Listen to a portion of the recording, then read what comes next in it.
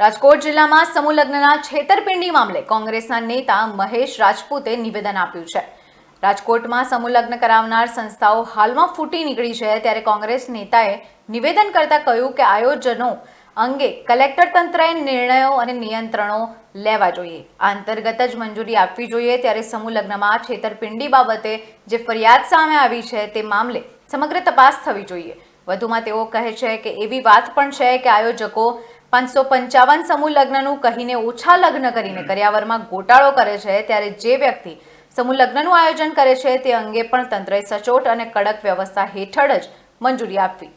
તેઓએ એમ પણ કહ્યું કે સમૂહ લગ્ન એટલે વર અને કન્યા બંને પક્ષ પાસેથી એક પણ પૈસા લીધા વગર આયોજન થવું જોઈએ, જ્યારે પૈસા લઈને આયોજન કરે તે ધંધાદારી આયોજનો તેમને ગણવા જોઈએ। જે રીતે આજે મને પણ જાણવા મળ્યું કે વિક્રમભાઈ સોરાણીનો જે સમૂહ લગ્નની અંદર જે વસ્તુઓ આપી હતી એ ગોલ્ડના બદલે ખોટી નીકળી છે અને ક્યાંક ને ક્યાંક એને પણ કબૂલ કર્યું છે।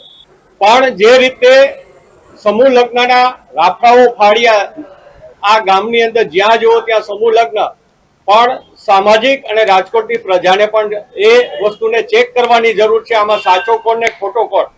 કારણ કે સામાજિક સેવા કરવી એ સારી વાત છે, પણ સામાજિક સેવાના નામે લોકોને છેતરવા અને લોકો પાસેથી ઉઘરાણી કરી અને સમૂહ લગ્નના જે હકદાર હોય એને પૂરી વસ્તુઓ ન પહોંચાડવી એ પણ એક છેતરપિંડી છે। વિક્રમભાઈનો આ જે બનાવ આવ્યો, આની પહેલા પણ વિક્રમભાઈએ 555 લગ્નની જાહેરાત કરી હતી અને તે લગ્ન પૂર્ણ રીતે 555 કપલો હતા નહીં, અને 555 નો આખા રાજકોટ નહીં પણ સૌરાષ્ટ્રમાં મેજોરિટી ગામોમાંથી એનો ફાળો ઉઘરાવવામાં આવ્યો હતો।